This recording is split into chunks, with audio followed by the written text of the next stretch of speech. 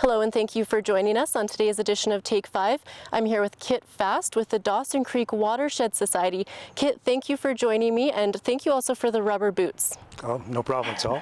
At least we have sunshine. Yes, for sure. It's not raining. Pretty beautiful day out here. Now, Kit, tell me a little bit about the Dawson Creek Watershed Society. Okay, the Dawson Creek Watershed Society has been in existence since 2004. It was started as a partnership between the city and a not-for-profit society.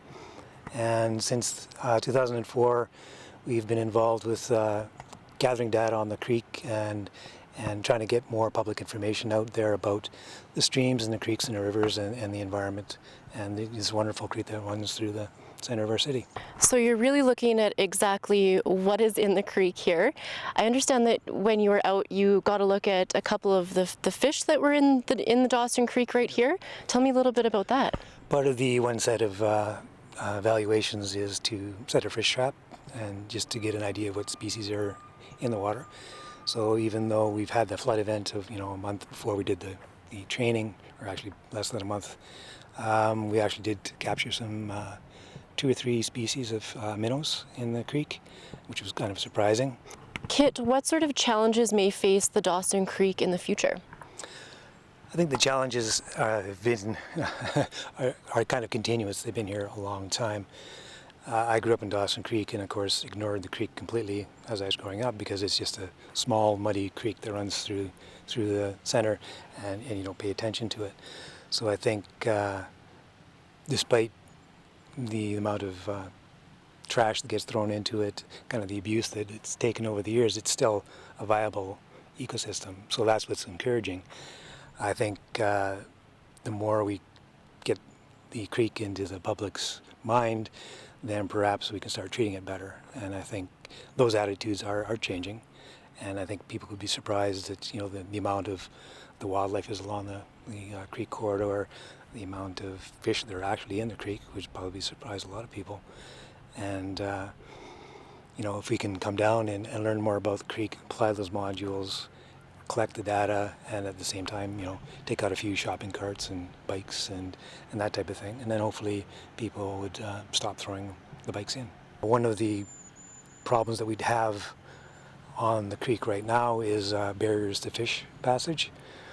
The Snake Pit Road and 8th Street are 2 areas where they have culverts currently installed, and fish can't move past those barriers. So the fish in the Poos, potentially, all the species that are in the Poos should exist in the creek, but they can't move upstream because of those barriers. So we've submitted letters and recommendations that, and I think the city's on board of having a bridge at 8th Street, which would eliminate that barrier.